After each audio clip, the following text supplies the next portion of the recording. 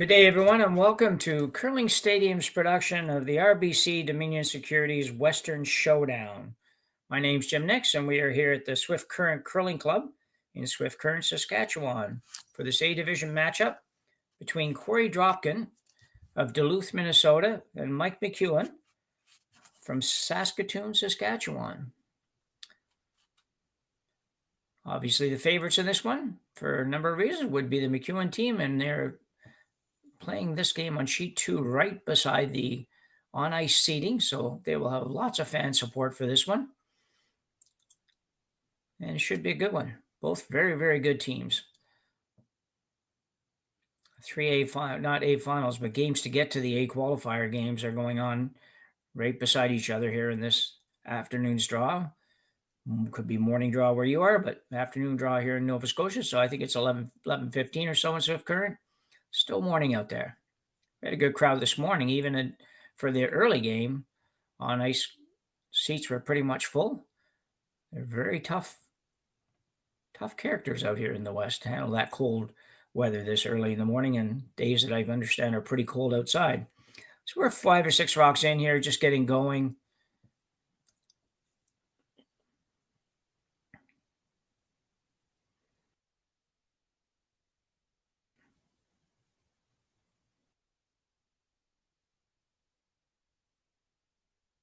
Nose hit and a little roll here for the Dropkin squad.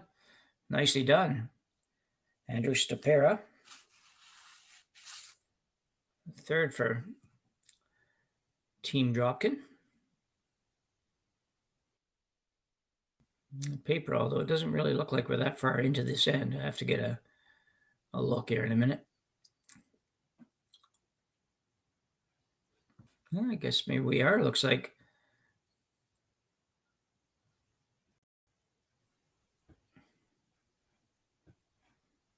appeal for McEwen. Well done.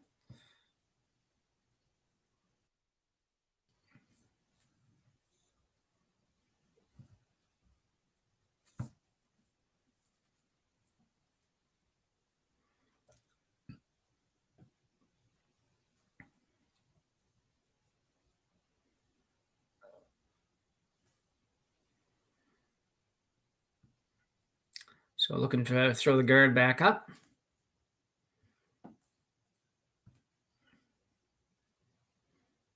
I'll get the lineup straight here in a minute. I think it's been a shuffle in this from what I have in front of me.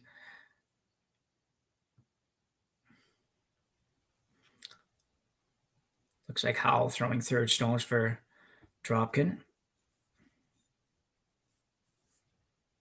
Which is a very different lineup than I have.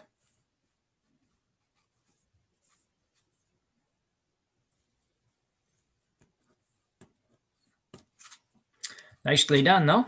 Perfect guard. McEwen, not much choice but to play the peel here. Try to run it back, get both of them. As we said, McEwen does have hammer in the first end. Marsh Brothers on the brooms. Be close to making this, and no, not quite.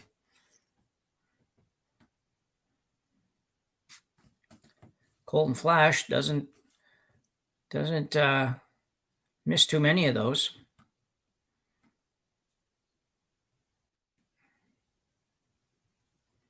So the guard going up again.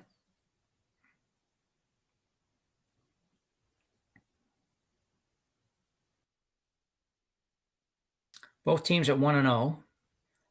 They had the lucked out into getting the short section of the draw.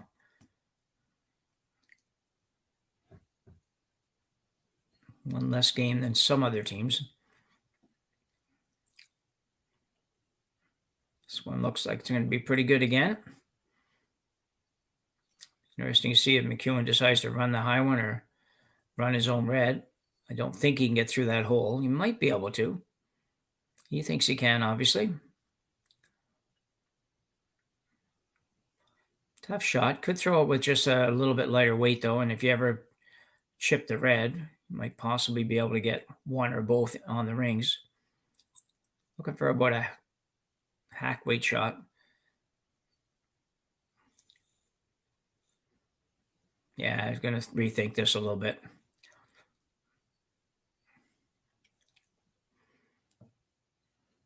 Or he could be just moving up so that Colton can see the broom a little bit better. Probably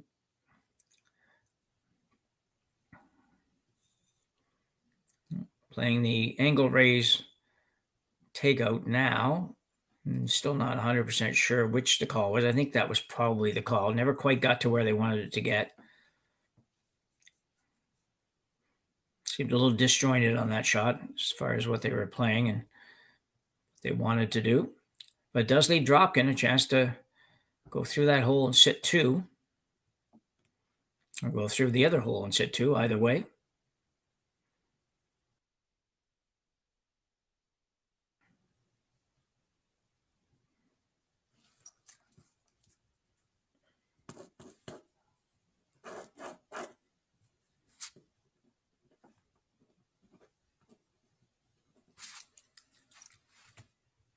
Thomas Howell indicating that's where they want it to be. Well, it's a good idea. Let the sweepers know. I'm sure the skip will talk to them when they get down there. The thrower, if it's not the skip, will talk about it, but indicating exactly where he would like to see it end up. So much more to sweeping now than there was years ago when you just listened to exactly what the skip said and didn't really have to think too much. Now a whole lot more has to go into it, particularly since we've developed directional sweeping.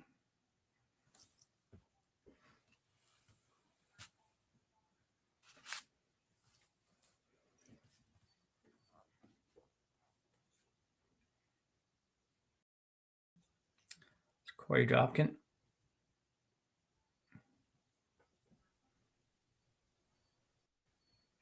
This one's staying out a little bit longer than they thought. It's going to have to bust really hard here to be okay, and it looks like it will. Might get a little rub. No, just the gentlest of rubs, just enough, though, to redirect that one into a very good place for Team Dropkin.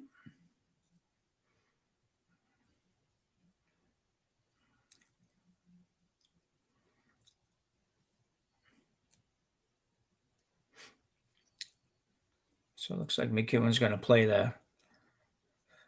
the angle raise as well. I don't think there's an opportunity for him to get both yellows. It doesn't look like it from here, at least. So get one, leave it, maybe sit behind the corner or one of the corners, the corner or the center. So leave it behind the guard somewhere. Then you still may have a chance to get a couple.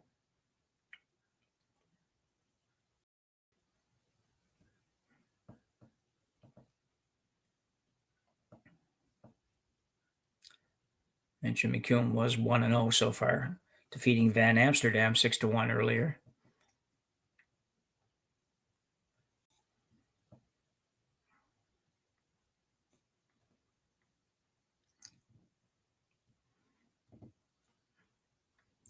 On its way. Flash getting on it now. Used to curl a little bit more, I think.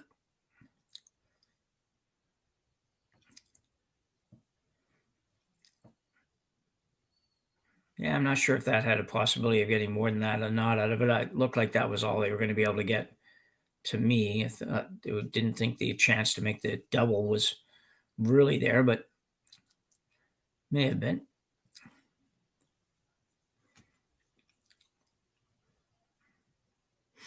So Mike McEwen should have a pretty tough shot to score here. You see the crowd and the seating, the outside seating. Not too many bonspiels and curling clubs around that they have seating on the ice right from the very first draw on. And there's been full pretty much every time. They've done now, 4 or 5 games so far in this event, and it's been pretty much full every time. It's quite a conversation going on. So when you're playing teams like Mike McEwen and these guys that can throw run backs so well, your mind has to be so active and thinking about so many different shots. Most of the time you wouldn't think about, for you or I, most of the time we wouldn't think about having to protect against that angle raise takeout on the red that's over there on the left. You just naturally throw some kind of a guard in front of this red rock that's in the house or so, and figure that was pretty good. But here you got to think a little bit more than that. Can he make the angle raise? Does it fit? Will it work? I don't know. Looks like he's going to go in turn, protecting a little bit against a double run. I'm not exactly sure where he wants his stone, because I feel like he has to take away the long raise. Being the first end, it's not, wouldn't be a big deal for McEwen to give that a try, even it seemed quite difficult. If there was no real easy chance to score one, I could easily see him say, well, we'll take a chance of giving up one in an effort to make a multiple score. Kind of looked like they wanted to corner freeze the red on this, but not too sure what that does for you.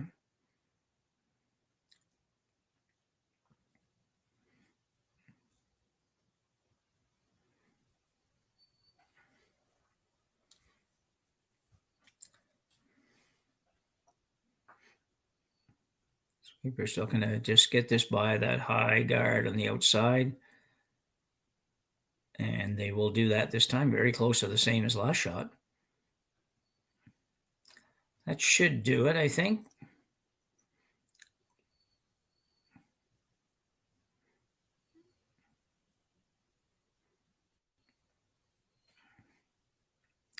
Cold Flash sees the possibility of something better.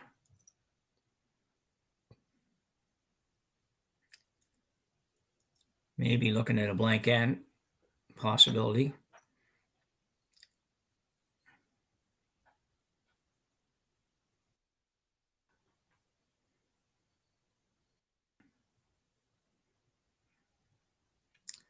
I think McEwen looking hard at this.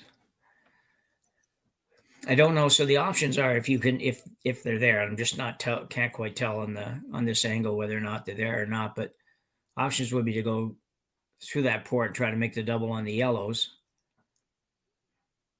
which might be for two if you can get close to the nose. The more or less straight back run back on the reds for one. But with that ice, it appears he might be throwing a little bit harder than that. So he would drive this a little bit off the yellow that's beside it and back onto the red with the intent of scoring or blanking. So a few options.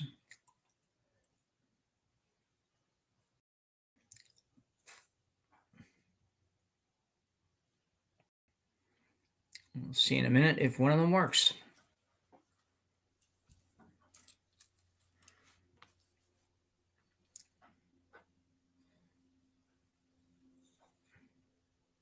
So a little bit tough to see on this picture, at least, what happened there.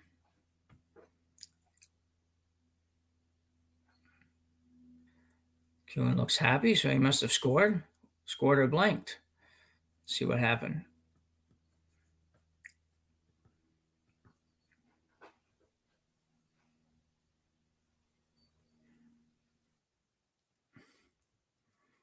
So as I said, so we're back in Swift Current for the second end in our game here at the RBC Dominion Securities Western Showdown. A-Division game. The other A-Division games going on right now beside this game are the Reed Crothers and Matt Dunstone are playing on sheet 3 right beside us. And on sheet 4, Brad Jacobs is playing John Epping. All three games are A-Division, sort of A-Division semifinal qualifier games, if you will. The winners of these games move on to A qualifying games, and the losers will drop down into B and have to win probably another game or so to get to that position. So McEwen, although we didn't see it very well because we are fighting a few technical issues, and we apologize for those, and we're working hard to try to get those fixed as soon as we can. Didn't really get to see the end of it, but McEwen did end up getting one, so well done to make that happen.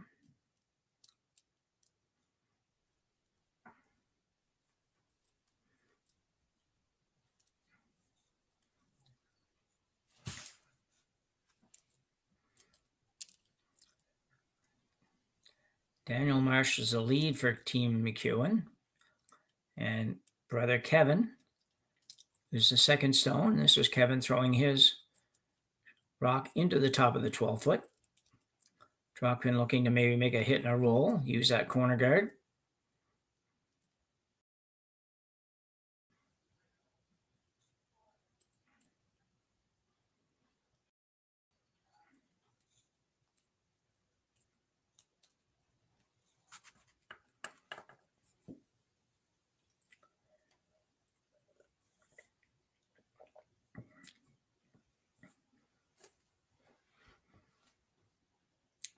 This is going to let it hang around. It does hang around. So didn't get the exact roll he wanted, but at least it stayed. Makes McEwen play it.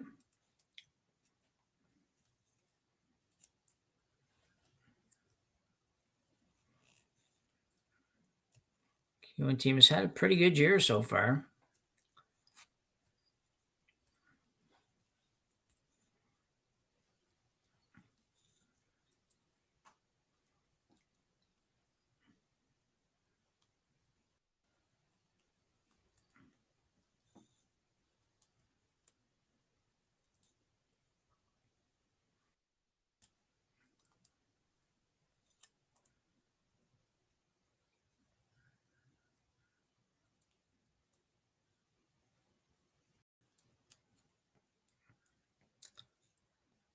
Very nicely done.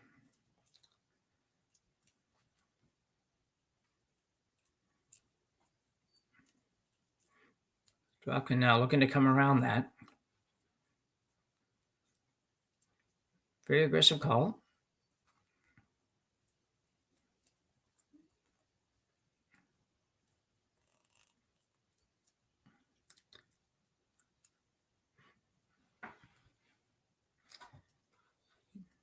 Just keep wiggling the broom over his half an inch or so as a skip. I can appreciate that. Somebody should put the broom down.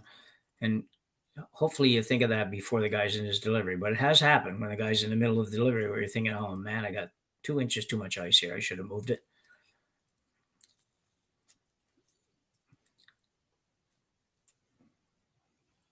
So Stupera, the second stone for Team Dropkin, looking to come around. He's going to come around, sit on the corner of the red one. Well, almost to the nose of the red.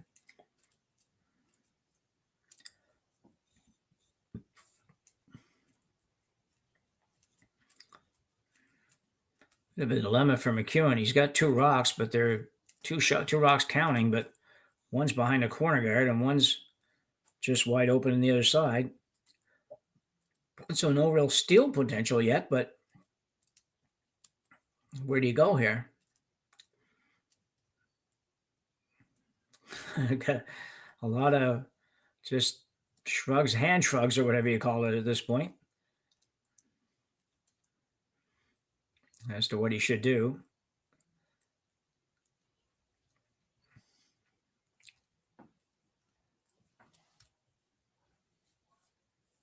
It's a very strange situation, really. We're in the middle of the second end, and it just feels like it shouldn't be this hard. But Mike finally settled on one. He settles on a semi center guard, just a little bit off the center line.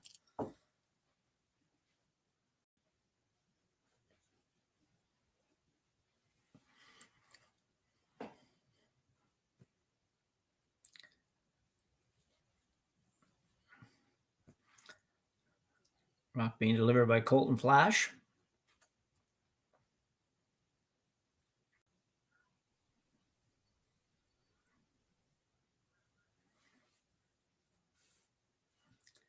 And looks like it's going to end up pretty much with what they called. Curled maybe a little bit more than they would have liked.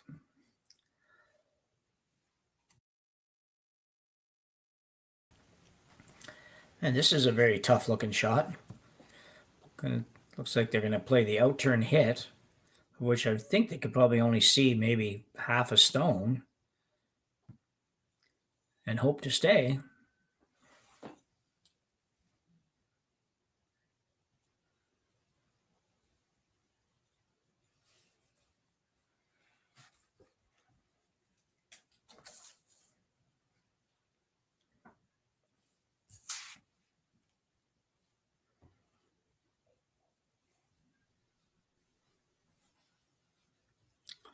is working hard on this. He might have a great shot here.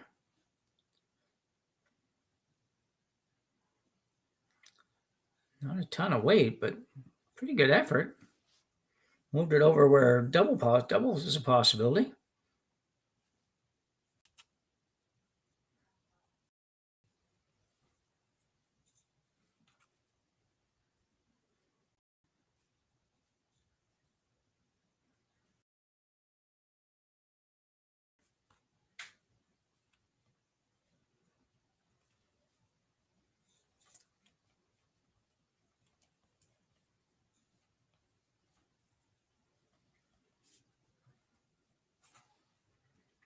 Flash looking to hit and roll behind that corner again.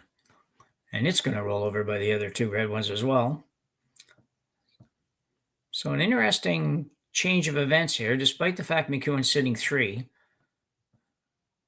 Dropkin looking like there's a possibility of creating something here where it didn't really look like that a minute ago. That out-turn takeout turned out to be a good thing. I thought it was a awkward call because it just looked like it was not really there to get it out and stay, and it didn't quite get it out, but did manage to hang around.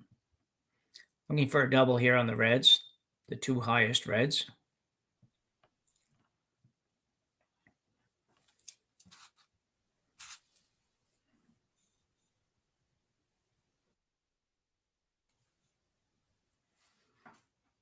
Got a curl, has to curl a little more yet. Got a couple of them, not the two they'd exactly planned on getting, but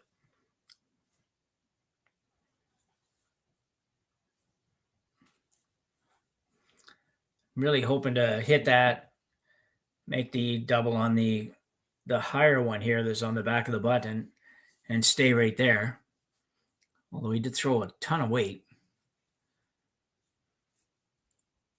But he was looking to set number 1, number 3 probably at that point, and not quite there.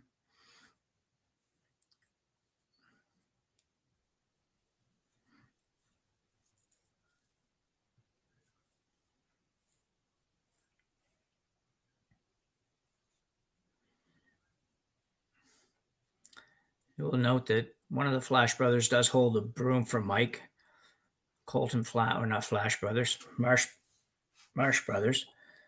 Colton Flash is just such a strong sweeper and just powerful sweeper, and they don't want to lose that. So he does sweep for the back end shots for Mike's shots rather than hold the broom.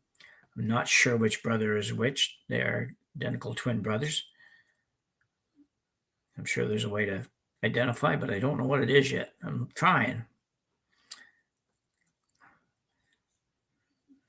This one's got to go. Going to be quite light. It does make the one at the back, the red stone at the back, accessible. With the curl they get, you can probably get right to the nose of this if you wanted. I think if you were to hit this and roll open on the left side, right there where he just tapped his broom, that would be the perfect spot. Make it very difficult for McEwen to avoid giving up 2.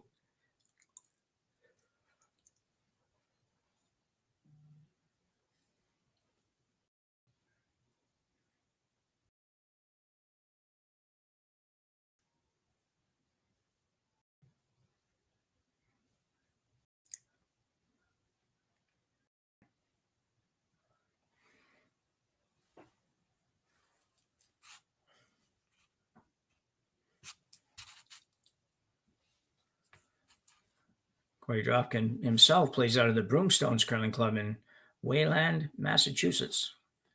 He's originally from South Peterborough in Massachusetts. Petersboro, I should say. These guys are from a little bit all over the place, which we can certainly relate to in this country now, where most teams are composed of some, at least one person that's not from the area that they live or reside in. Going hard in this. They got to get this by. Got to get it by. He will squeak it by. We get it out, and he'll get it out to boot. So well done. I think I have to assume so. He didn't throw very hard. Maybe he was happy with the ending there. I thought they would want to roll away there, but they didn't have much choice. They went as hard as they could go and couldn't really do any more than they did as far as rolling away from there. This works out really well as long as Mike McEwen doesn't make the good freeze in here. And that's the problem. Usually these guys do end up coming up and taking the end away from you a little bit.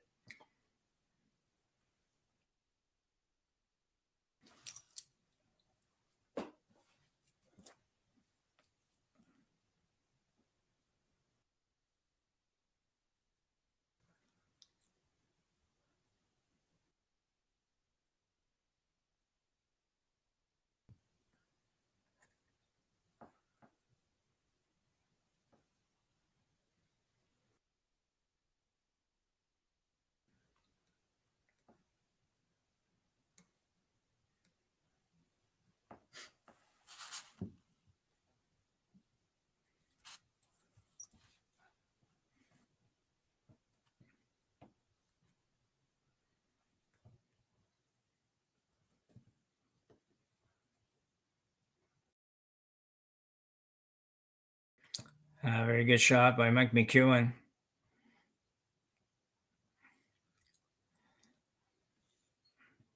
Dropkin can probably get it.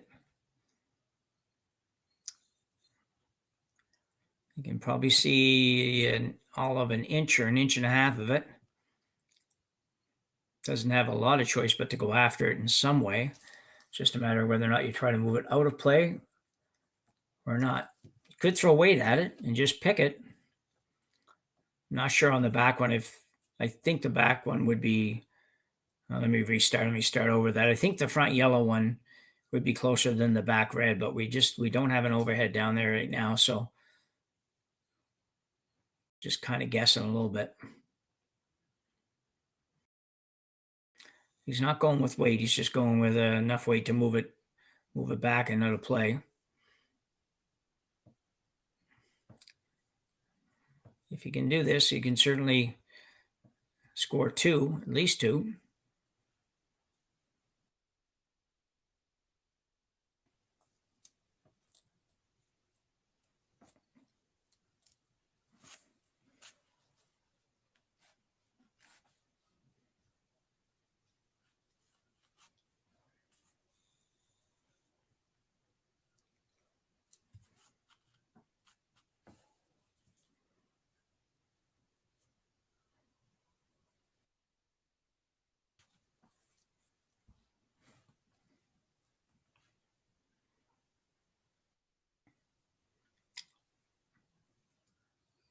It's close, really close. Can you get enough of it, though?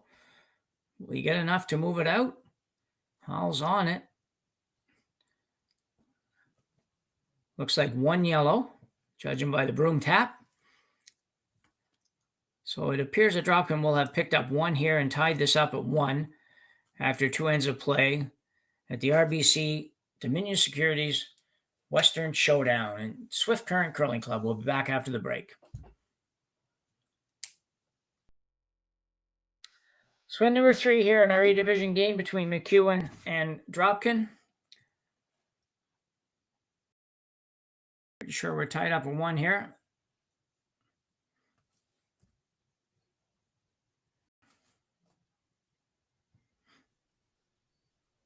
And we are.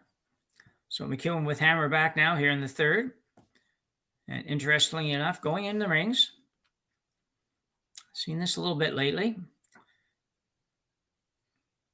Most of the time we're used to the corner guard going up.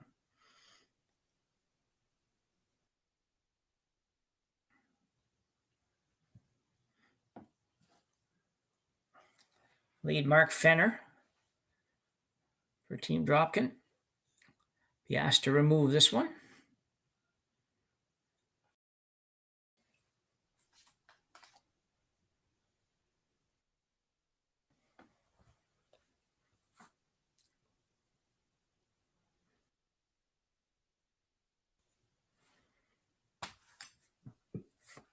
A little bit of a roll towards the center.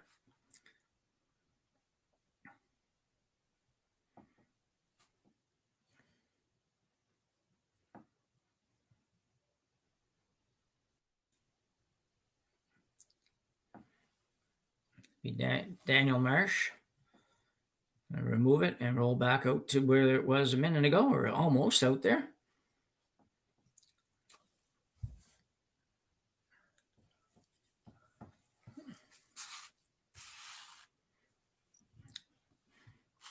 Dropkin looking for the hit and stick.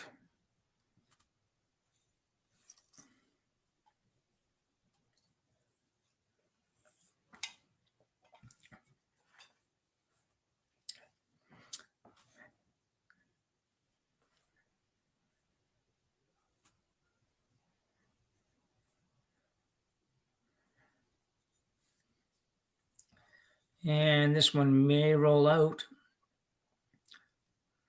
No. Mike used a skip sweep of about 18 inches, and it's not going out, he figures.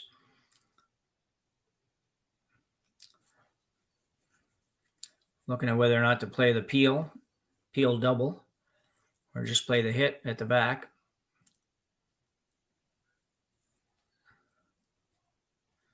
Bit of an odd end.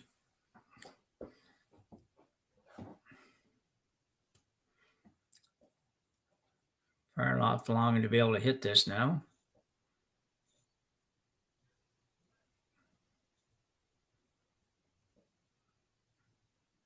So if you were to make this double, pretty safe to assume it'll be just a series of takeouts until Mike will attempt to blank on his last one, but see if he makes it first. In the neighborhood. Not quite. Not going to come up quite enough. So an opportunity for Dropkin to maybe split the house, or he's going to go back up here.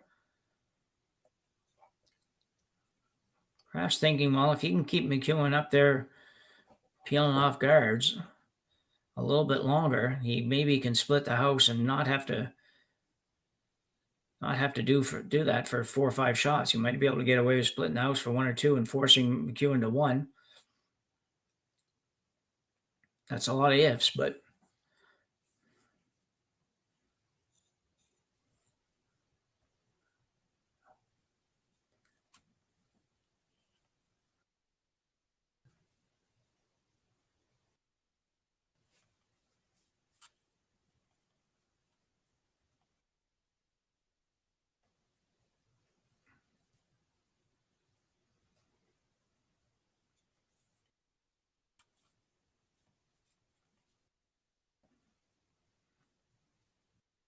so this time McEwen's going after the back one.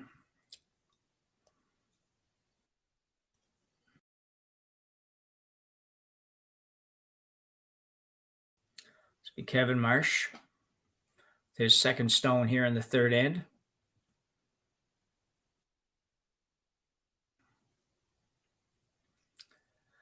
Looks like he's going to be right on the nose, and he will.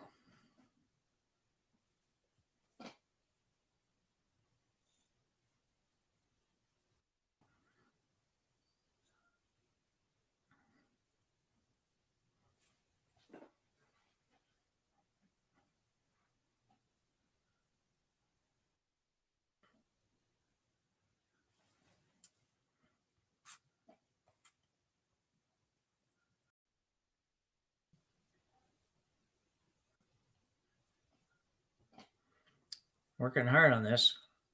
Got to hold it. Looking for a little bit of a roll.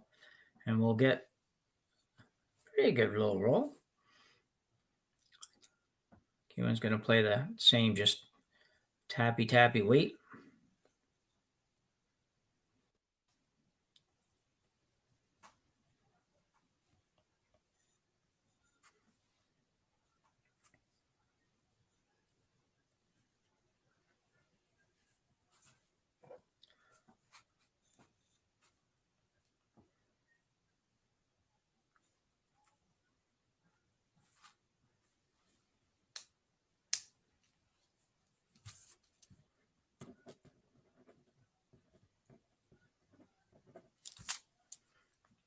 And a nose hit for a flash.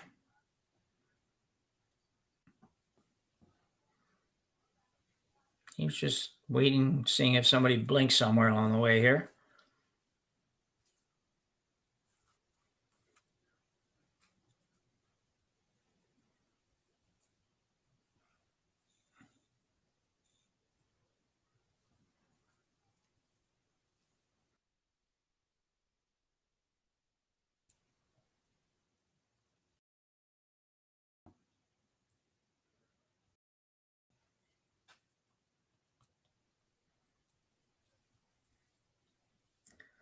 Working hard to get this one over. And they will. Can they get a little bit of an inside flop? It looks like he might. He did. Actually rolled a hair too much.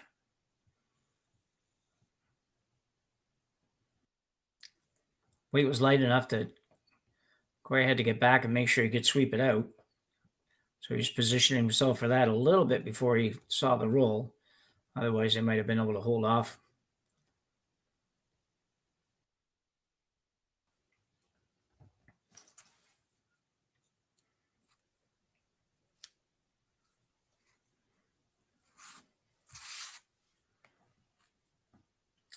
And flash will roll out a little bit, which probably would be the best thing for McEwen.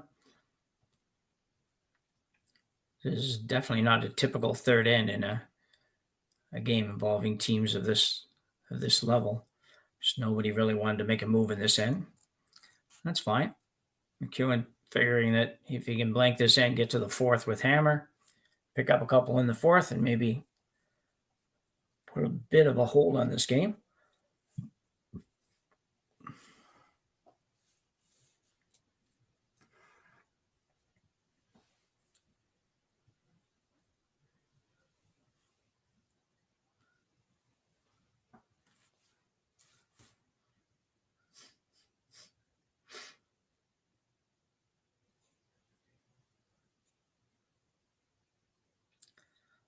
Korey Dropkin.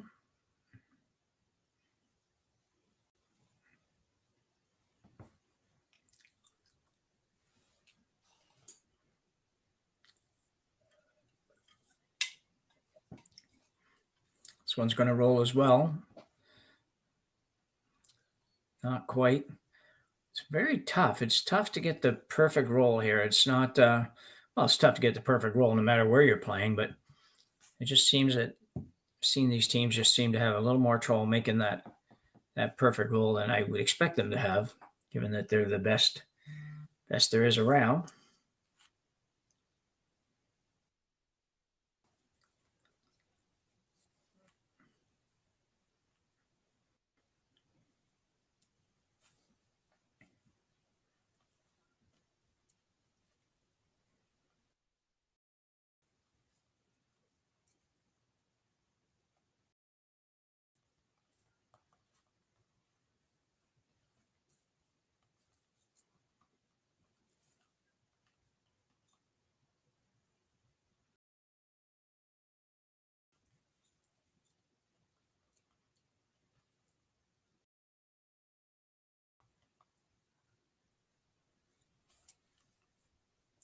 Whoa, big mess there from Mike McEwen. You don't see that very often.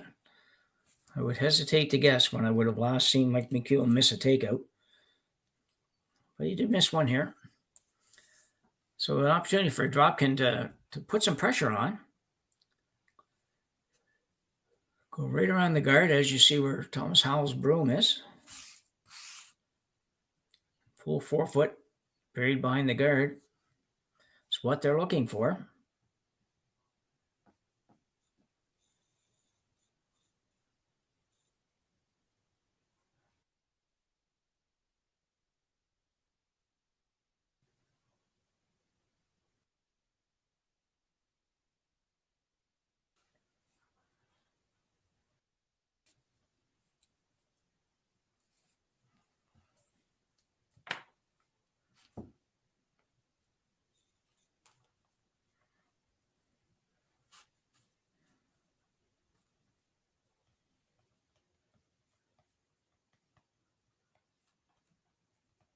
So Dropkin has it on the way. Stopera and Fenner on the brooms. This one will move hard here.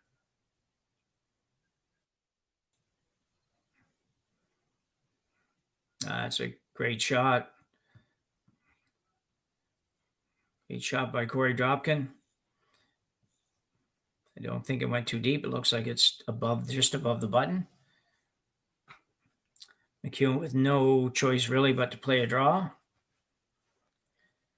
And from what it looks like right here, it looks like he probably needs to be on the button or a piece of the button at least to score.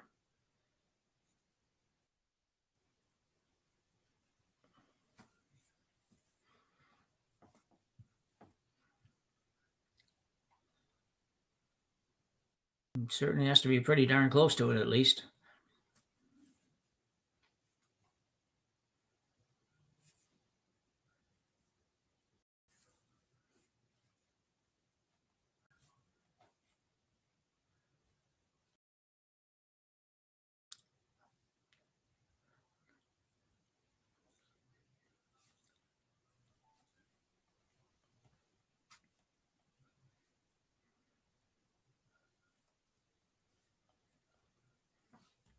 So this looks pretty good. And the rooms go up, so McEwen makes that one. Takes a 2-1 lead after 3 ends of play here at the RBC Dominion Securities Western Showdown in beautiful Swift Current, Saskatchewan. And we are at the Saskatchewan Swift Current, I should say, curling club. And we'll be back after this break.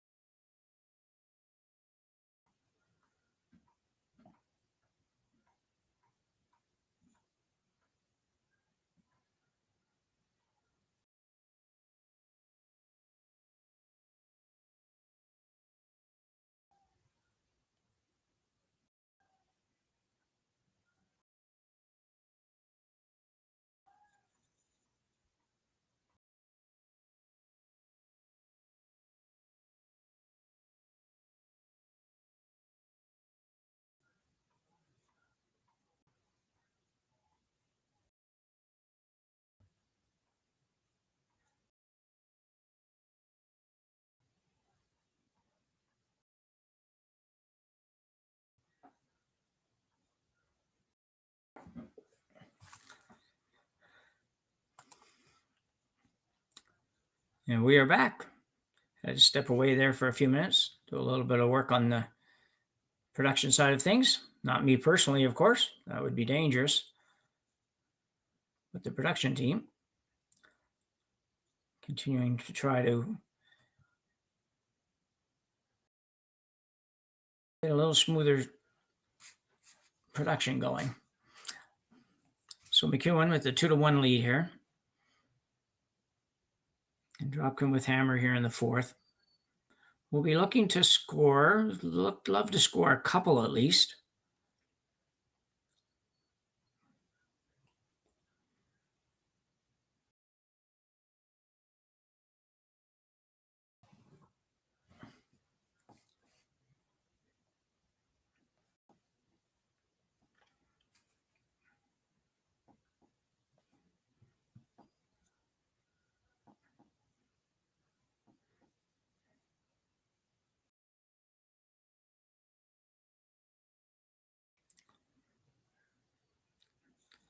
Dropkin looking to see what he wants to play here.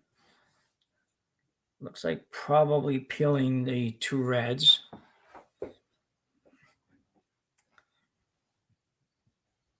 Like to hit it right there. So that's where he'll put the broom. Anticipating no curl here.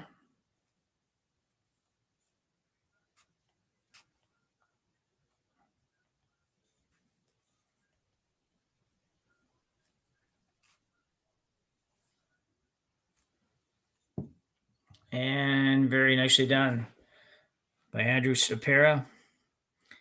Got rid of the 2 guards. He's got corner guards galore, all his on the left-hand side of the sheet. And McEwen pretty much forced to hit the yellow that's in the 12-foot. So with 4 rocks each to come, Dropkin has definitely got some possibilities happening here.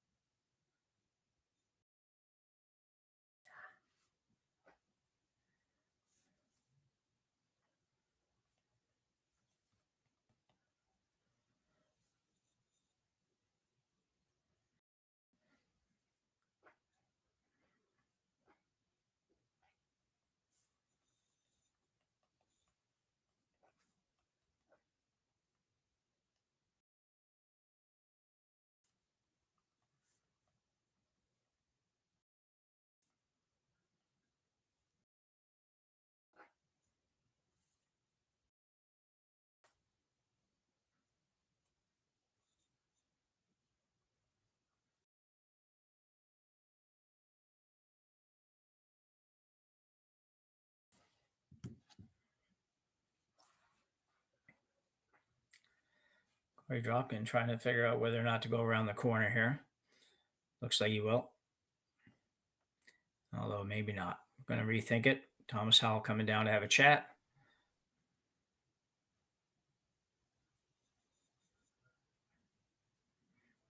A little uncomfortable leaving that. You go around the corner guards.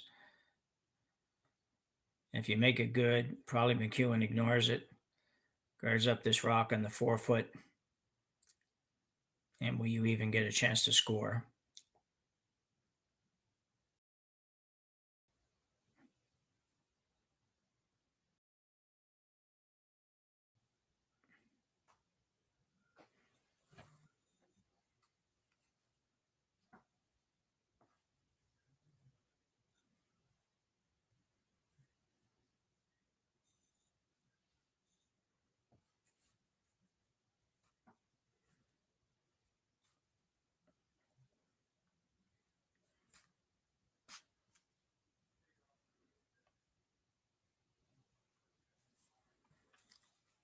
Lots of conversation.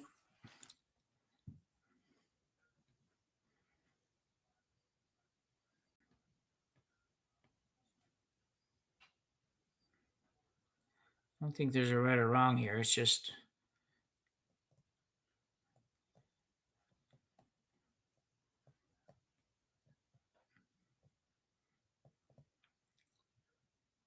I really think if he goes around the corner, there's still no reason why he wouldn't do it. If he goes around the corner, that McEwen is probably going to play a guard on these ones in the house here. So it looks like they've decided not to try to make that shot.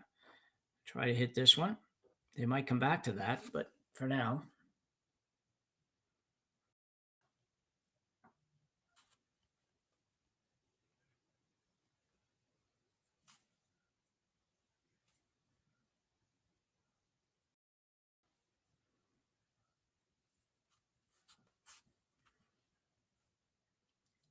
looking to make the double, I believe.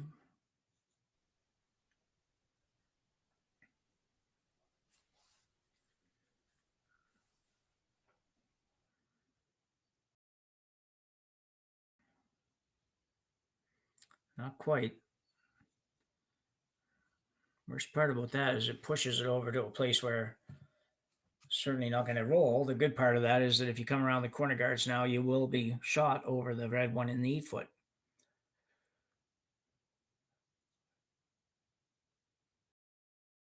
McEwen is going to play the hit and long roll.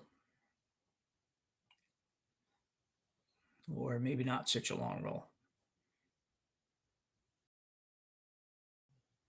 So have to wait till he decides before we try to guess any further, I guess.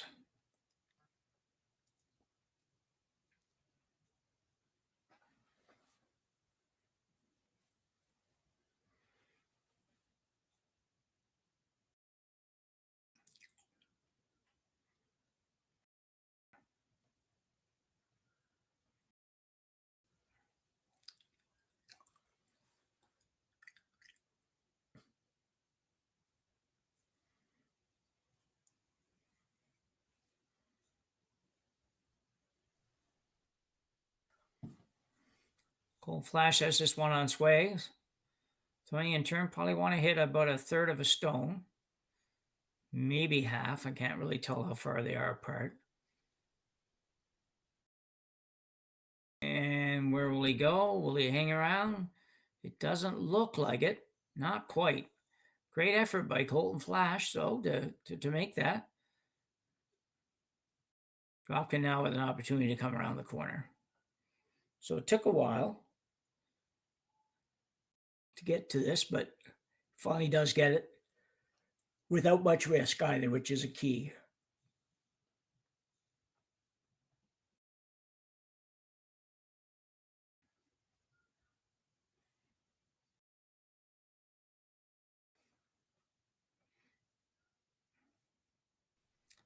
Want to be around the guard, but you do want to be above the tee line.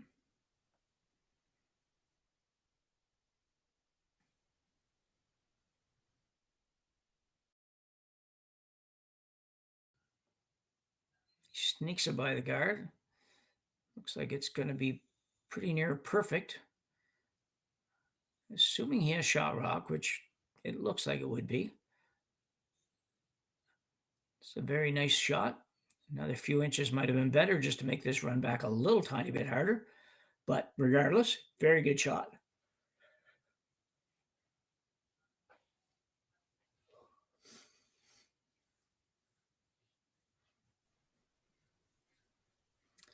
McEwen now will try to make the double.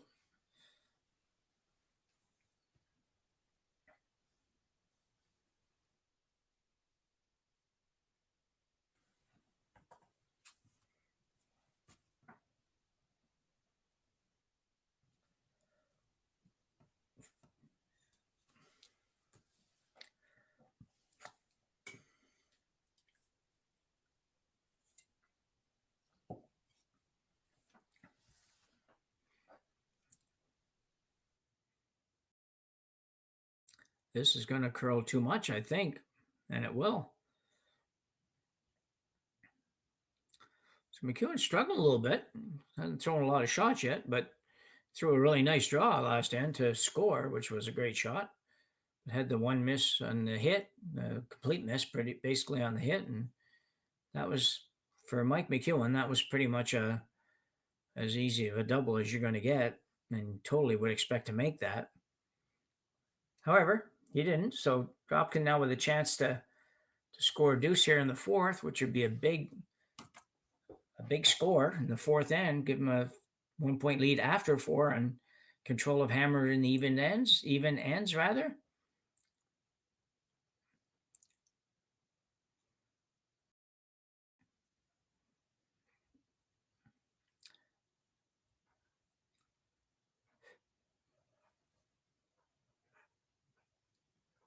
Yeah, we have an overhead. It's awesome. So you can see by that, I was just going to say this actually, but now that we can see it, it makes more sense. Not necessary to play the takeout here. This is going to be a choice of Skip's choice, really. It's a lot of skips here would just play the draw down to the red one or in the neighborhood of the red one and wouldn't bother playing the hit where you only have to roll, 18 inches or so to the right, to the left, rather, if we look at it, and it would be out of play. You definitely don't want to end up with that situation, but really, it's like I say, Skip's personal choice here. So Dropkin throwing the out turn hit. Don't think he'll throw it very hard.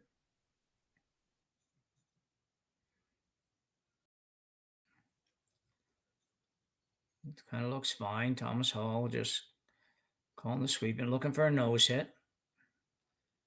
And that's what he'll have. So very nicely done. McEwen is going to have a little look at the double. Interestingly enough, if he had hit that and tried to roll towards the center, it probably would have been better, even though at first it seems like we don't want to roll closer to that rock, but the angle would have got steeper and steeper and steeper, which would have made the double even that much harder. Not that this is an easy one, but with the weight that McEwen could throw, this is far more makeable than it would be for a lot of people, myself included, no matter how lively the houses are. Big shot from McEwen, and he'll have some weight on it. And he does.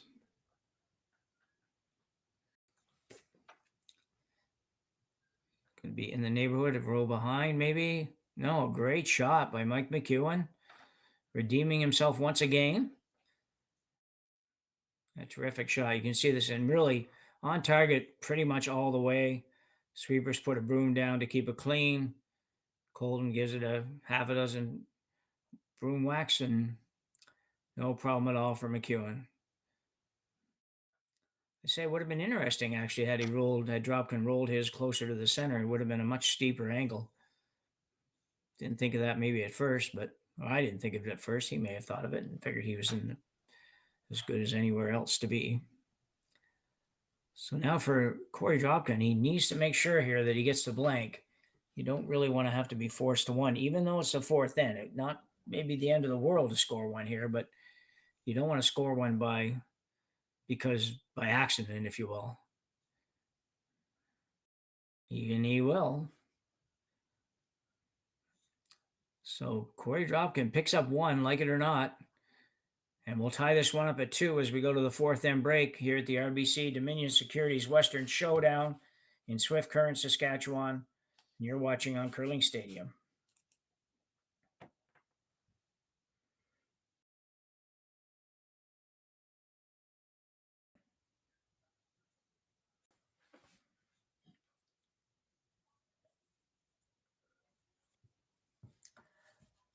So we're back here, tied at 2 after 4 at this RBC Dominion Securities Western Showdown. It's been pretty wide open affair. Hasn't been a lot of rocks in play. There's been some, but it hasn't been a lot. The only real good chance of the 2 came in the last end until Mike McEwen made a cross-house double to force Korey Dropkin to a hit, which he ended up staying on. And as a result, a 2-2 tie. My name's Jim Nixon. I want to first thank everybody for staying with us here. I know the first couple hands were certainly a little rocky. The production team working hard to try to get everything back in line and working better. And we are making strides in that direction for sure. So we thank you for hanging in and continuing to watch. And we'll work hard to make sure that we bet you the best production that we can do.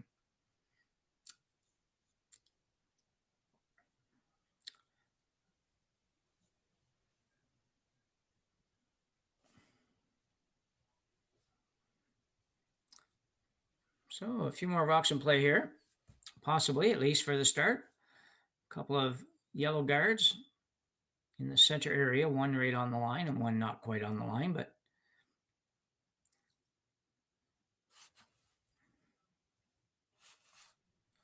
Daniel Marsh.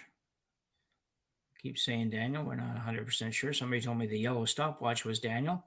If anybody out there in YouTube land knows for sure, let me know, because I would like to get it right. We used to be able to tell sometimes they didn't wear the same color gloves, but we're not able to do that now because they both have white. They used to wear different color gloves, I should say. So a very nice shot, whatever, whether it was Daniel or Kevin. Very nice shot.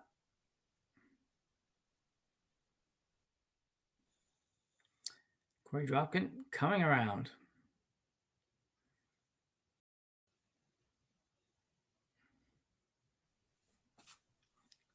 Andrew Stapera, second stone. Got to go to get this one there. Got to go hard. Need to be a little further than that. Will he get to the corner of the red? Not quite. So if you want some guards to work with, Dropkin's got them. And Mike McEwen, even though they're sitting 2 at the moment, I'm sure is contemplating whether or not he wants all these yellow rocks to be in play. And it looks like perhaps not.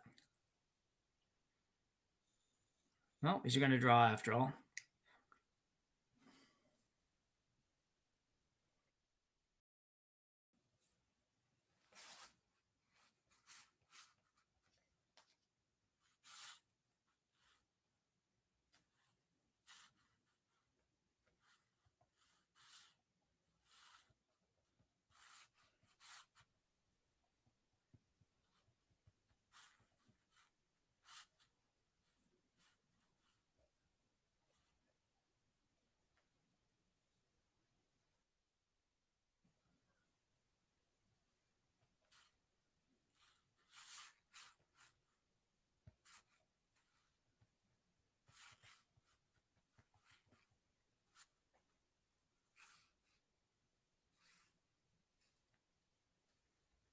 So after all that,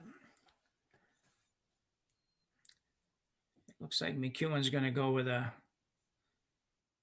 peel on the 2 lower ones. Kind of understand, because the high one's so far out, it's probably not much of a problem.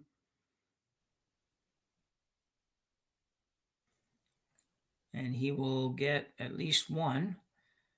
He only got one, but the good news is he didn't take his own out in getting it. It was possible he might do that.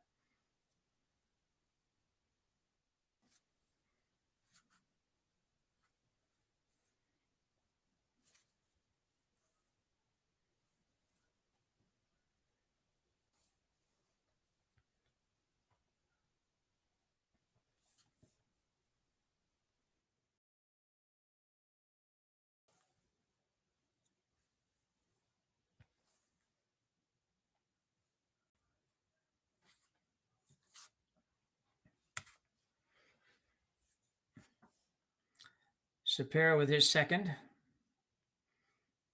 Trying to make the hit on the rock on the center line.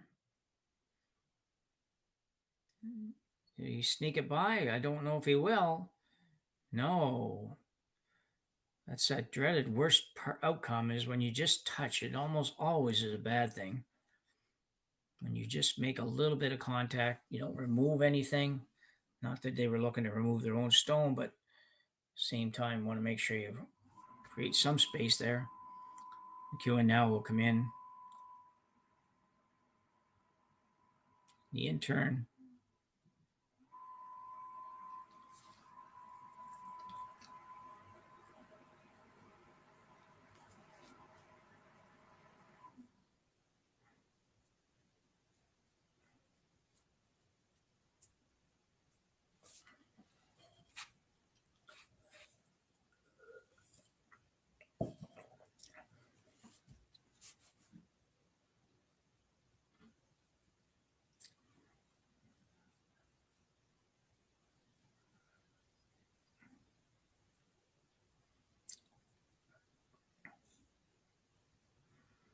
So Marsh. This looks like he's going to throw it to just about exactly where they wanted it. He overcurl a little bit. Now, double's probably there. Hit the top one pretty thin. I think you have to make some kind of a play on it. Here it's getting a little bit red looking in the house there.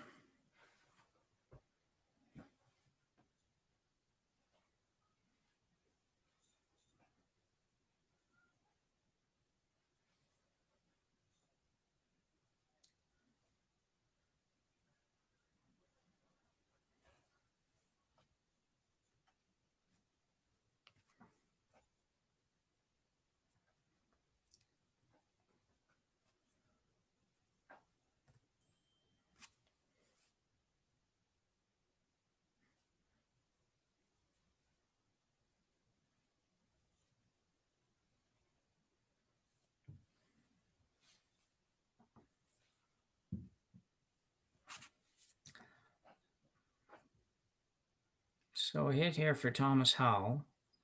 I don't know if everybody's quite on the same page on this or not.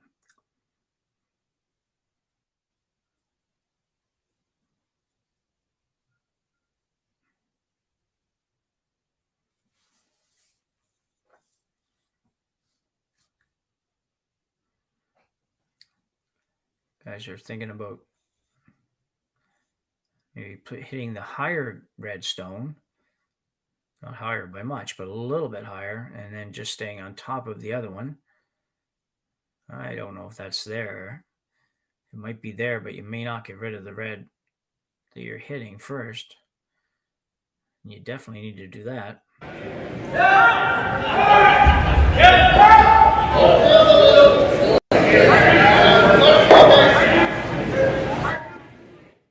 It's close. Kind of what the shot I thought that they might play, but with real takeout weight, so box went out.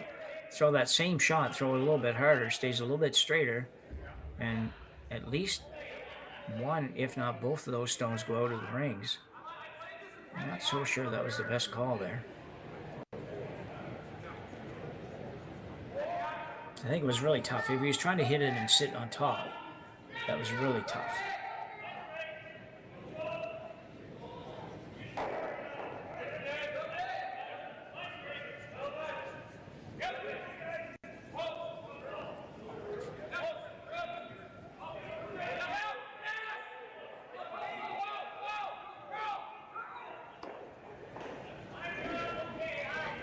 That's a good shot for Flash. Korey Dropkin might have to do the out-turn come around here, because he just can't afford to give up 2 or 3 right now. It's looking like it's going to be difficult not to give up 3.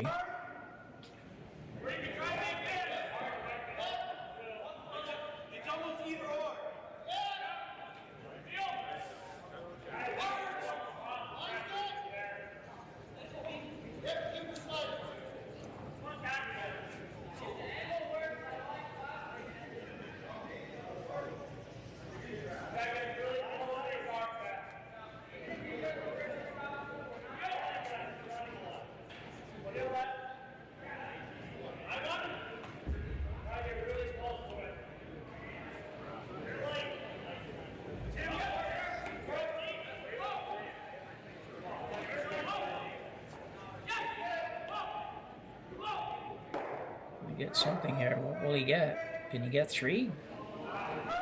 Just wait till that comes out and see. Oh, he did get rid of 2. Left 3, but looks a little better than it did.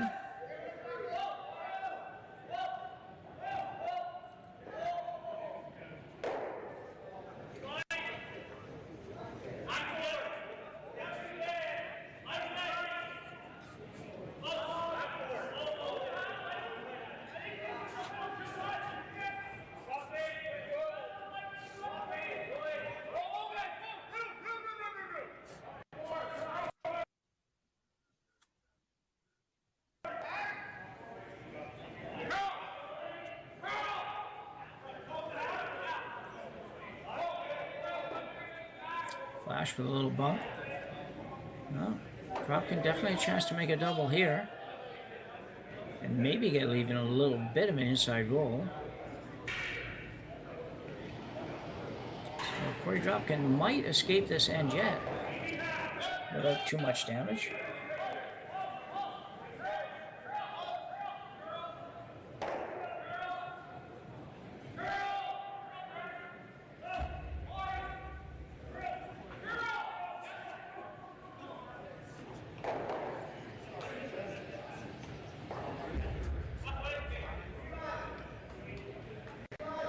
Couple of big shots coming up for Korey Dropkin. Really needs to get out of this end without a, would like to get out of this end without a deuce. And certainly needs to get out of this end with no more than a deuce. So that starts by making this double.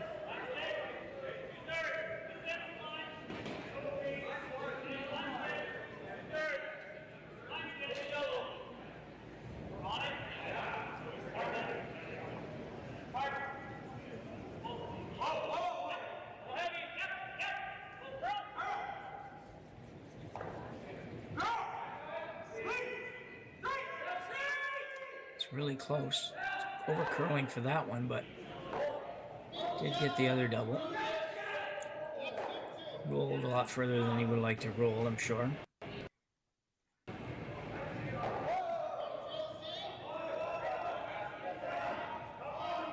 Now it really curled on them. I don't know if he helped it along or not, but it definitely curled quite hard. I thought he could actually catch the back one, make that double and stay behind the guard even, but apparently not.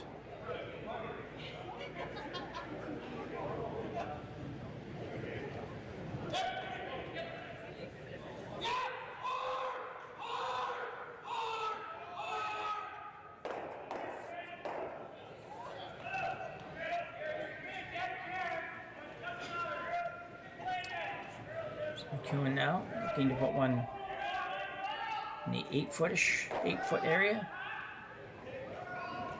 and have it be probably a little bit buried, but not much.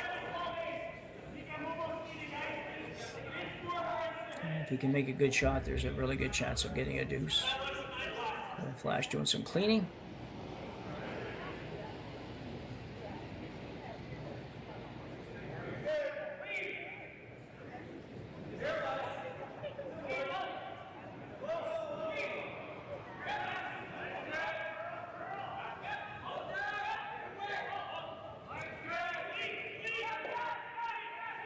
The line's obviously not too bad.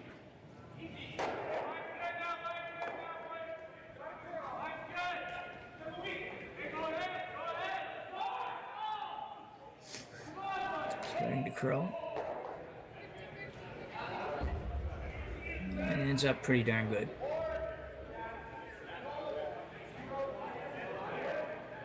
Korey Dropkin not going to go after it. He's going to play the draw.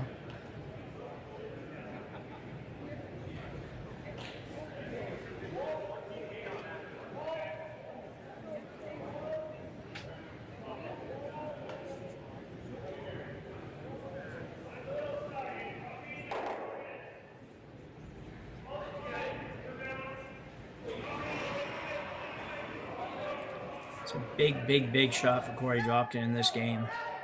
If he ever hits this or draws to this and just rubs and rolls off, gives up 3, the game will be pretty close to being over. So it has to be perfect.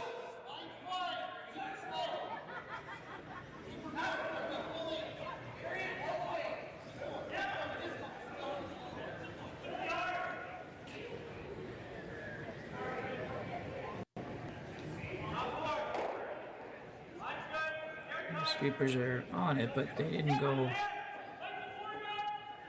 real hard right out of his hand, so he must be close. Looks like he's got enough room. Needs to curl. A little break here. Now needs to have enough weight to get there, and it will just get there for number 2. That might not be good enough.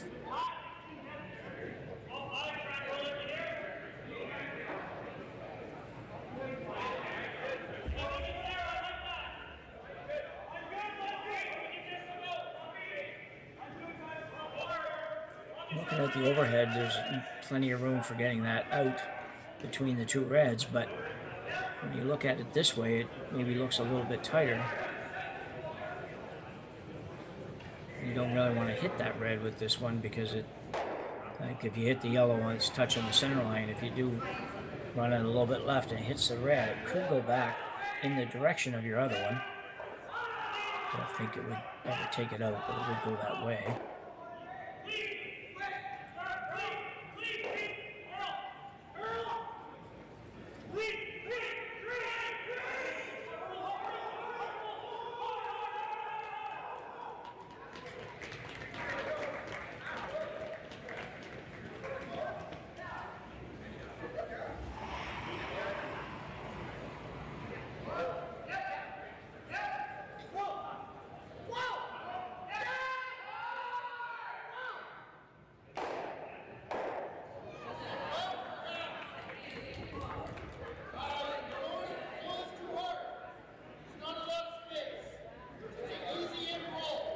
Mike McEwen with a shot for 3 here.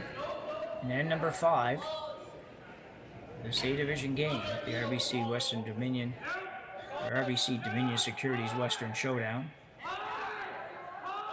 Won't flash on this hard all the way.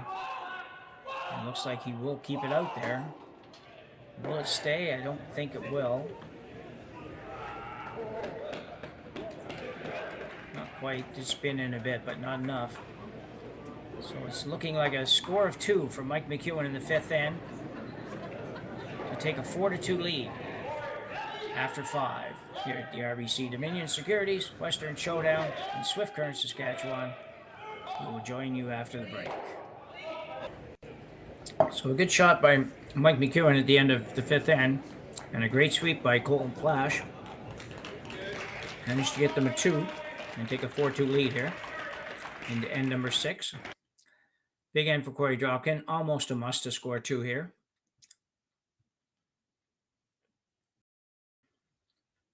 See Mike win in the rings with Marsh, and then a corner guard went up by Dropkin.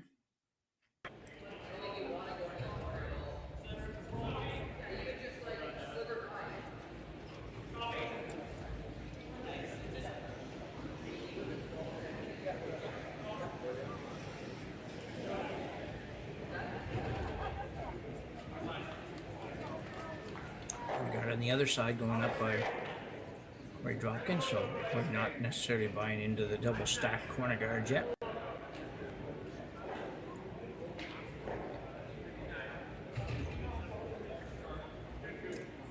Good job by Fenner. 2 corner guards, perfect. Well apart, lined up, and even.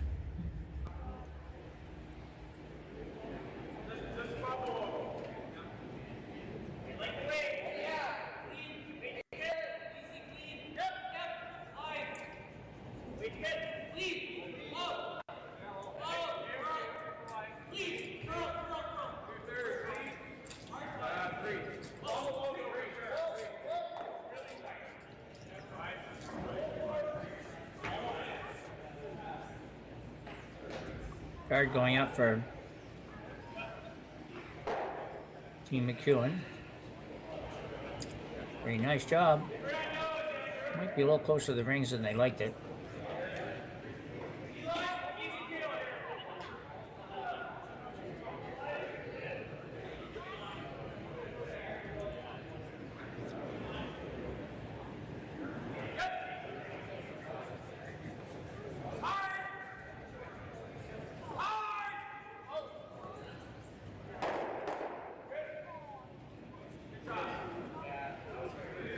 Good double there. So the key here when you're down, you're putting your corner guards up. You've got to remove a lot of rocks after that. And you don't get a lot, an unlimited number of chances to do so. So when you have an opportunity to make a double like that, you pretty much have to make it. Or you just don't get back in the game.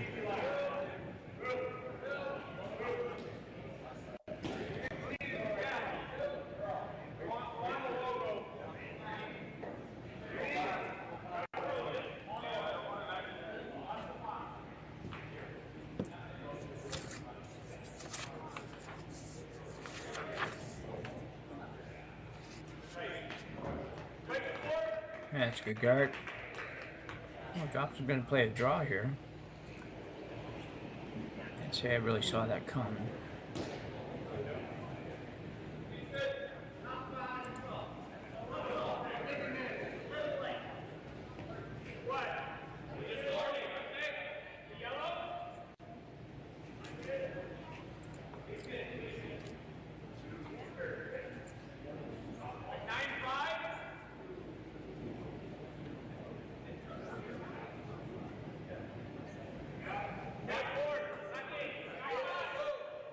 Team Dropkin.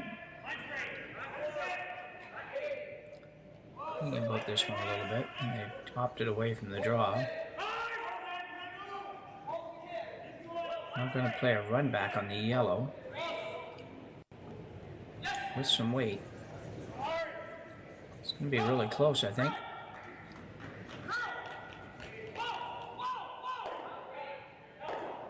Great shot. Terrific shot by Andrew Stapero.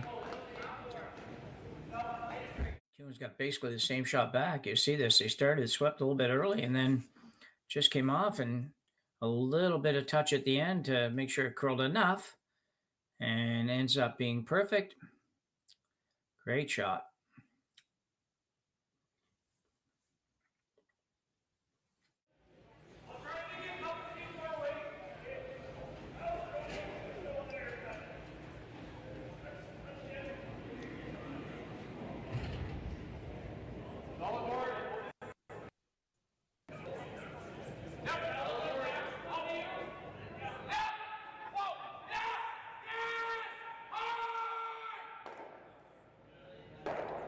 And he'll make this one. So back-to-back run backs. This one, might hang on. And it's going to spin back. Seems like a little thing, but it's maybe a big deal if it comes down to Dropkin being able to blank or not. He's going to be still going hard for his two, so chances are a blank wouldn't be a possibility anyway, but...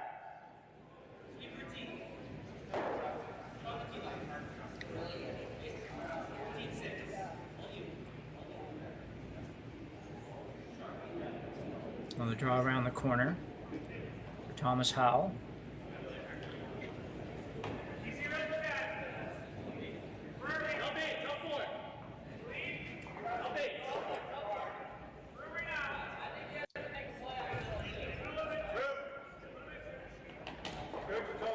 Needs to curl, so a long ways out there. It will curl nicely behind the corners, but that's just a little bit far out. You don't really want to sweep it anymore because it's going deep. Not bad, but would have been much better if it was higher and a little tighter. Quick look around the rings while Mike's pondering down there. Dunstone's leading Carruthers 3-2 in the sixth. Jacobs, or Epping rather, hammering Brad Jacobs 11-2, and that's a final after 5. Kelly Knapp has a 5-2 lead over Height. And that's final as well, so something probably happened in that game that busted it open, and we just don't have to show it on the board yet. And Gushu has an 8-5 lead in the 7th over Sampson from the U.S. Pretty high scoring affair there as well. That brings you pretty much up to date. Reminder too, we will have continuing coverage of every game in the RBC Dominion Securities Western Showdown. A lot of them with commentary, some without. And that will hang on. So a bit of a break for Dropkin. The only problem is everything is way at the back of the house. which means McEwen could draw around countless number of rocks and make it difficult for Dropkin to activate those rocks at the back.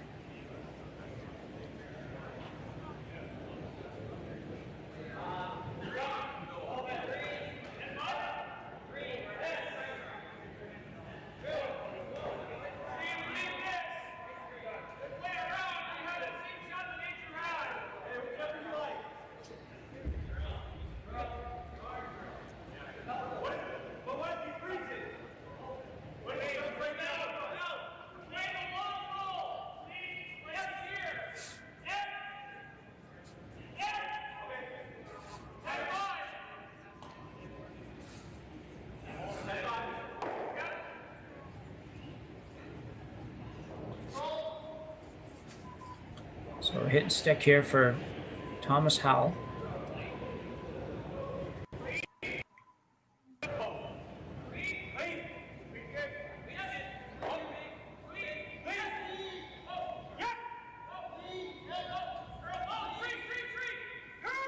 Coming into the house here now. I'll roll a little bit. Didn't lose the other one. That was a break. Or potential break. Anyway, it was looked like it might catch a piece of the yellow on the way out. McEwen now with an out-turn draw behind a wall of rocks, which probably should take most of the back markers out of play. But a couple of those guards out front are Dropkin stones, and one well-thrown run back could bring everything back into play.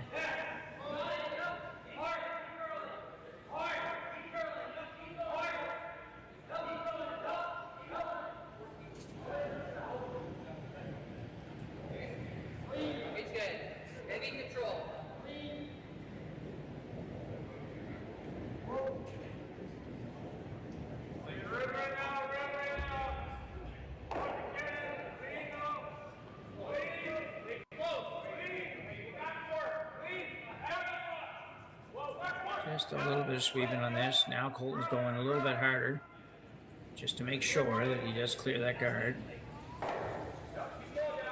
Now both guys going to take this to the back. So there's the shot that, as expected, Mike McEwen would make and pretty much eliminates those rocks in the back. Dropkin still may consider playing a run back here. Make the double on the two at the back and sit two.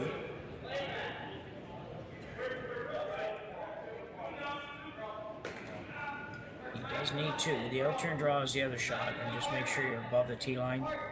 You need to get a little piece of the forefoot. You have to be shot rock when you're done. Or pretty much have to be shot rock when you're done.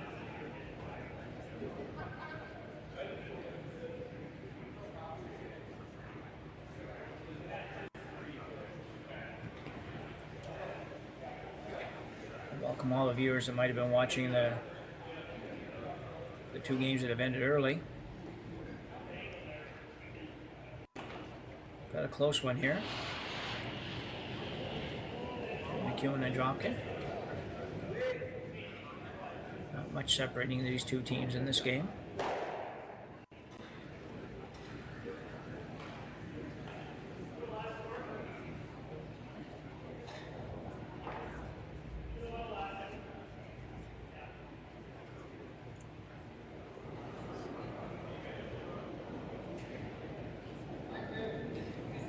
Korey Dropkin. Out-turn draw. As I say, you definitely want this above the tee line. You need it fully buried, and you need it above the tee line, and it needs to be shot rock. So put all three of those together, and there's still a good chance to score two here for the Dropkin squad. Line looks really good. And the weight is perfect as well. So great shot for Korey Dropkin. Might have went a little tiny bit deeper than they needed to go, but they also wanted to bury it. Just if McEwen were to come down and sit on this one, it might be very difficult for Korey Dropkin to score 2. Or if he throws a guard, it might be very difficult to score 2. So we're going to have a little chat about it.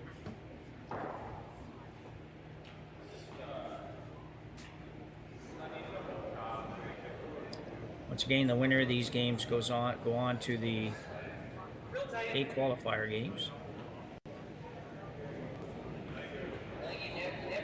Is that right? Check that.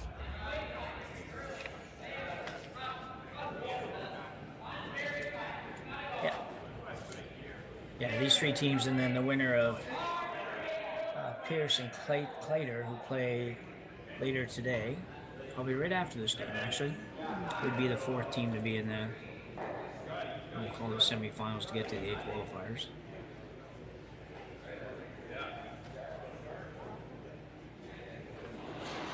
Two teams will come out of A for the playoff round. And 3 more out of B and 3 more out of C. Long way to go here. Men just started yesterday morning. The women started on Thursday morning. They will conclude on Sunday. And the men started Friday morning and they will conclude on Monday.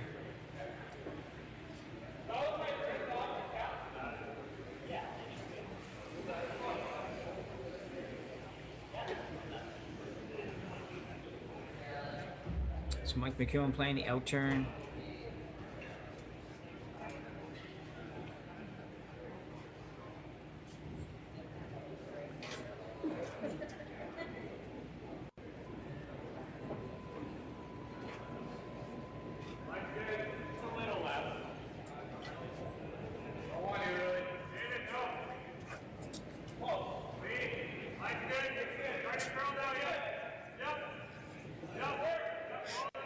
This one looks pretty good. Line's pretty good. Needs to come in a little bit.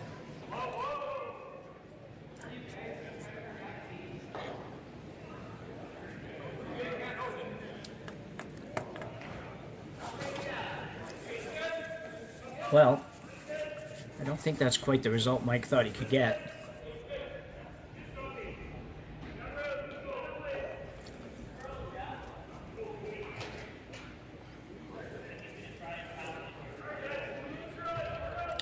This is very interesting.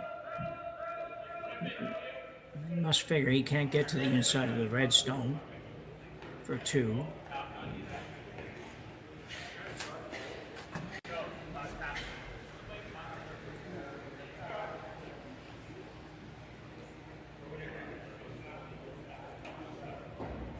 So we draw through the port on the intern side, which should get him to the button.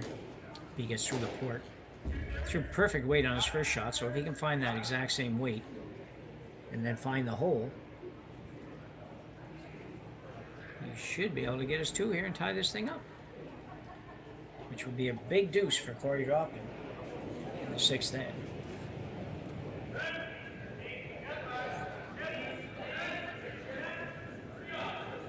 It'd be tough to get everything right on this, though. It's not a very big hole.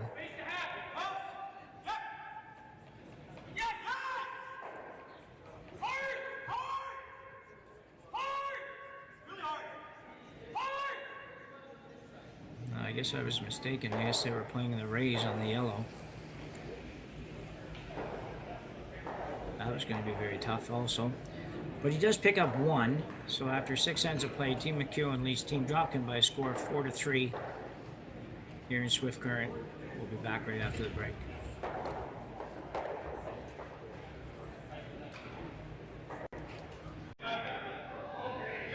So, I don't know about a game-saving draw, but certainly an end-saving draw by Mike McEwen here in the 6th. Keeps the score to 1 for Korey Dropkin.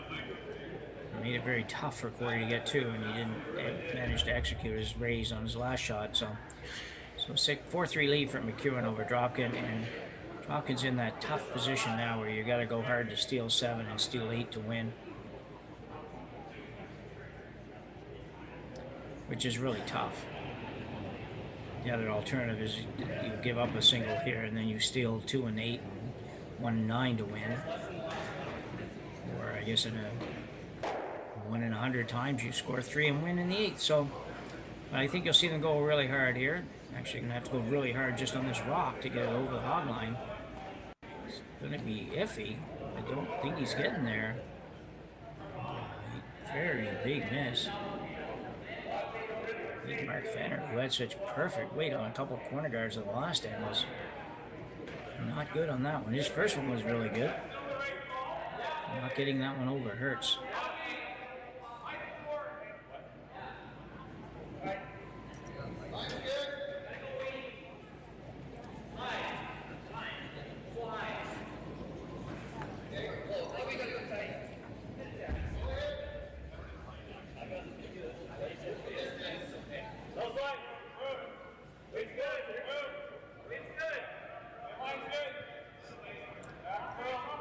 McEwen having Marsh just do the out-turn draw right around the yellow.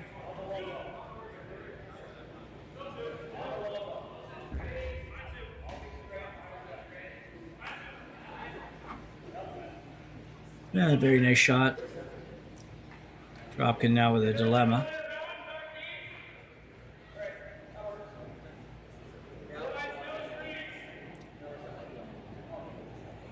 You could run this straight back and leave you got to be dead straight, but you could leave it behind your guard. I'm going to play the freeze.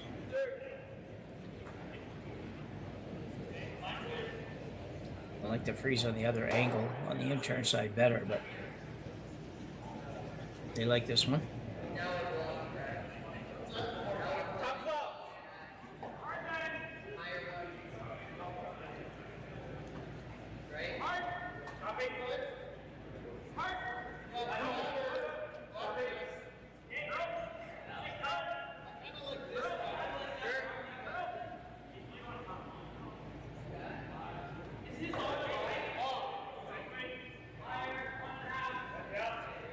Good shot.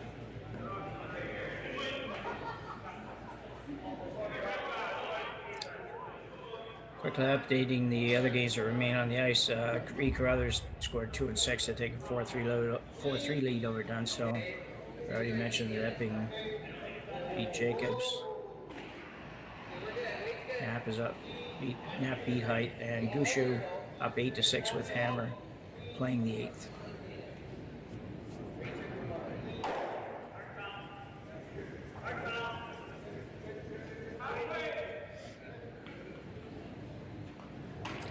A good peel for McEwen.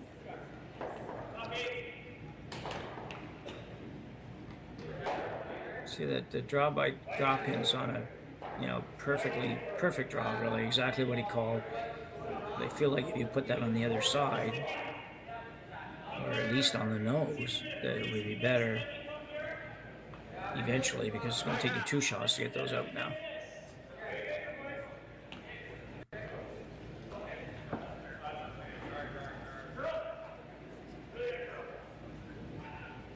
Andrews Stupera on the guard. They got to work on this one a bit too. I'd like to get it over a little bit more than that.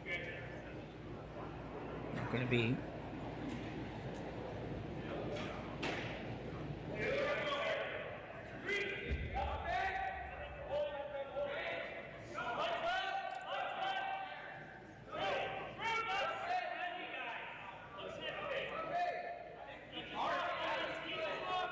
Question for McEwen is whether you go after the rock in the house or you go after the guard.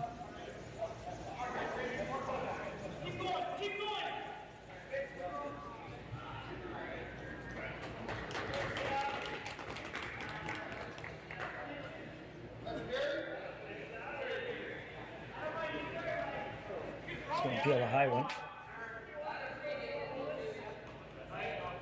High one, the only one, I guess, the only guard out there.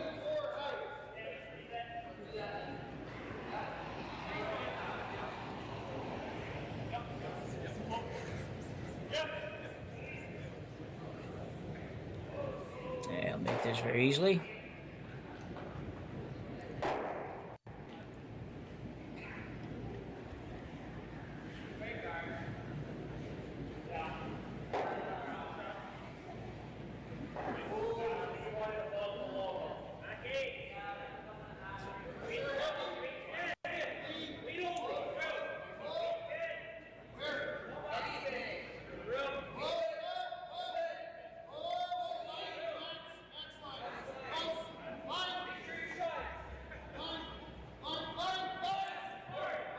Lost Howell now. Guard back. Just not quite sure how Dropkin's going to get rid of both those red stones right now. It's got me wondering a little bit.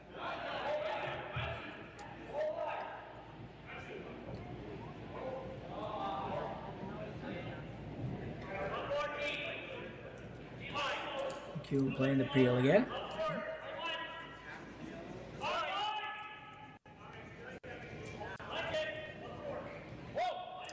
Bolton flash. It's going to be close to missing this, but he gets a piece. That's all you need. So we're down to 3 rocks to come. Dropkin looking at maybe playing a come around those, which is not a bad call if there's only one of them there, or if they line up differently, but the way it is right now, it's literally going to take 2 shots to get rid of both those reds.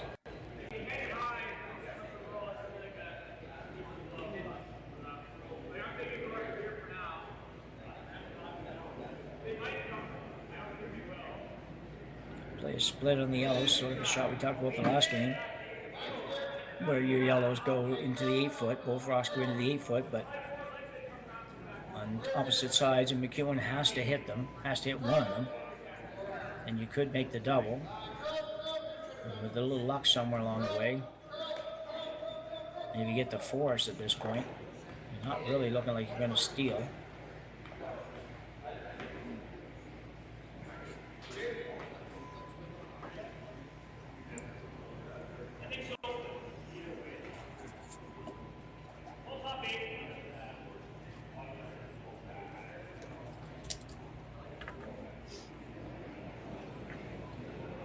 So Howell once again.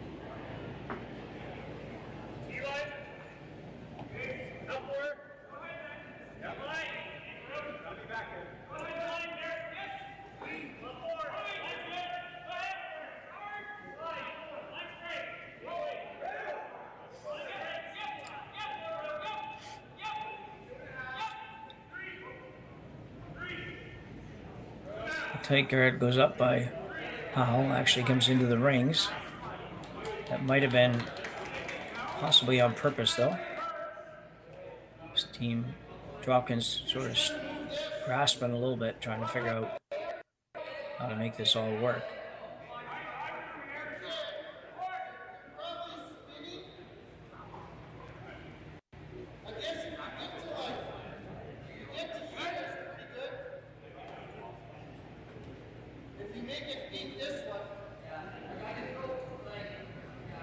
So Flash looking to peel off the high yellow.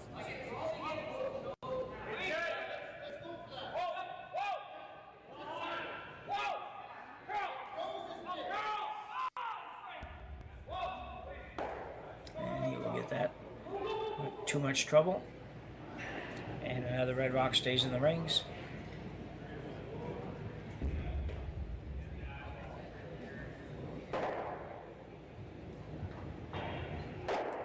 It'd be hard for Dropkin to get out of this here.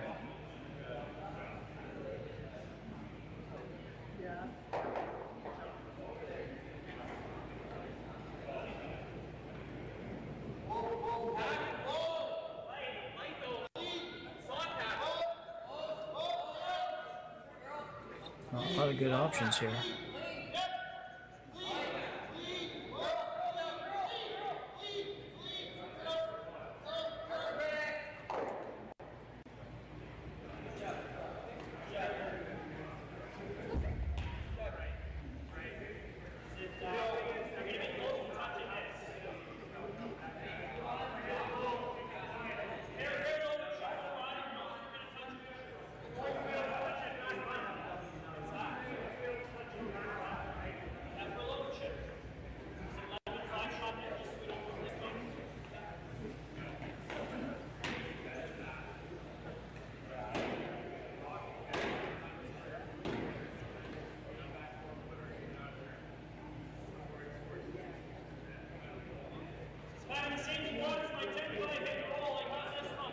A lot of discussion here about what to do, and it's just hard when there's not a lot of Not a lot of good options, even just to prevent a game-ending situation here for McEwen.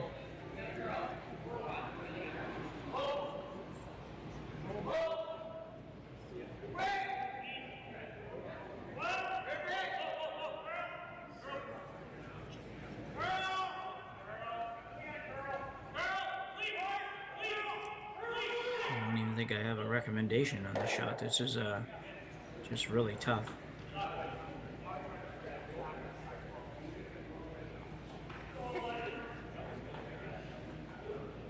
still might just go with my original thought of splitting the two yellows. You've got to find a way to be able to get rid of both reds in one shot, because you're not going to play that now, so you've got to find a way to do that. Now, whether that's to bump one of them somewhere and hope for the chance to make a double, that's fine. I just think you've got to be thinking about that for sure, because if you can't make the double by playing whatever shot you're playing, you can't make the double on the next shot, then you just can't score. So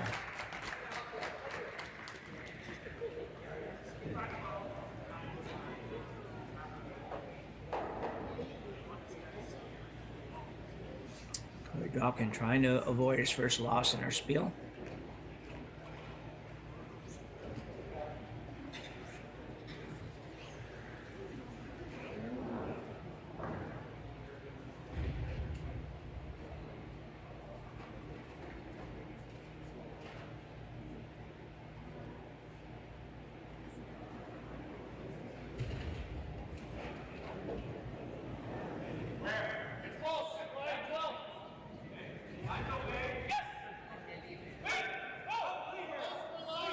Look at this a little bit. So I don't think he's playing to split the yellow, but I do think he's playing to tap the middle red.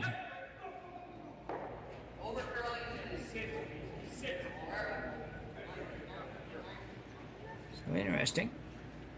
Not a terrible shot. Might leave them a little bit of an opportunity here to get out of this.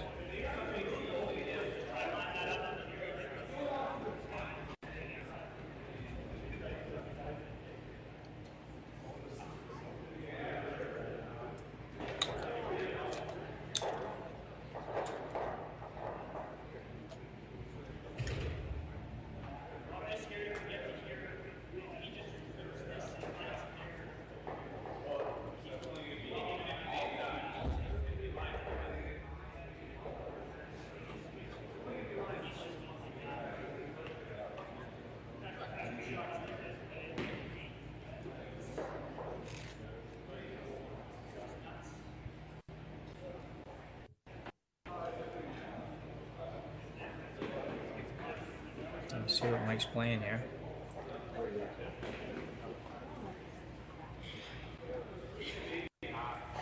Looks like he's just going to go after the yellow at the back of the house. Eliminate that one. And Korey Dropkin probably plays the double. Raise on the reds. He may not play it as that double. He may just play it as a tap, but you got to tap both rocks too far, so I don't think that's really there. Because you're doing some cleanup on the ice here. Not usually that much cleanup to do. So I must have had something that was scraping or whatever, maybe stirred up a little tiny bit of snow. Or ice pellets or scrapings or whatever you want to call that.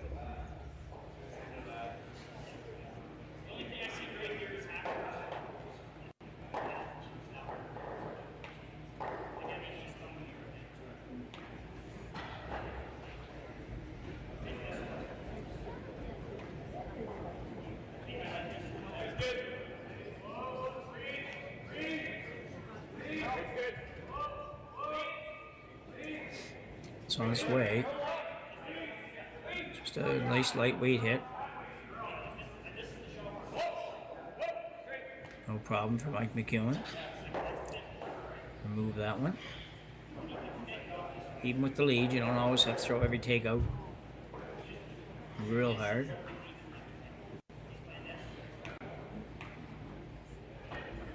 Well, I'm not sure what the call is, but they certainly aren't taking long to call it. can't give up 3 here. Can't give up 2 here. So you either have to steal 1 or force to 1. That's the problem. He's taking a lot of ice here, so it looks like he's only playing a gentle sort of tap in there, tap or tap and roll, tap, roll, and guard kind of thing. This would take a great shot to not have McEwen have a relatively simple double, or maybe not even a double, relatively simple takeout for a multiple score here.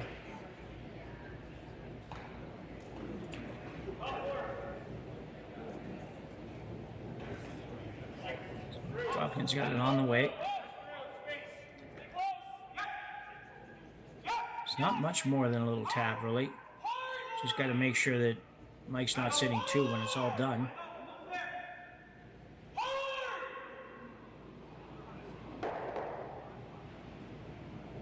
Okay. It's not bad. Not bad at all. The only bad part about it is he can probably, because he can throw it so hard, he can probably make the double without it jamming, or even if it jams, it hits the red one there. You just saw there where Flash says it. You hit it hard, it goes there, hits the red, but the red still goes out, so it's going to be tough for it to not be a 3, 4, or 5 ender by the time it's all done.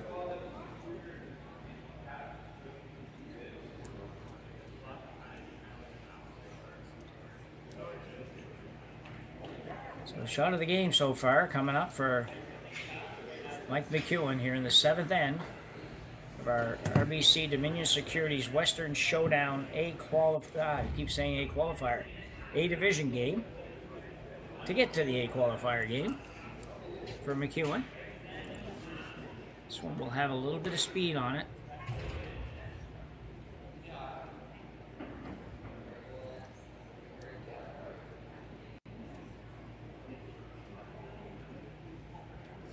An outturn.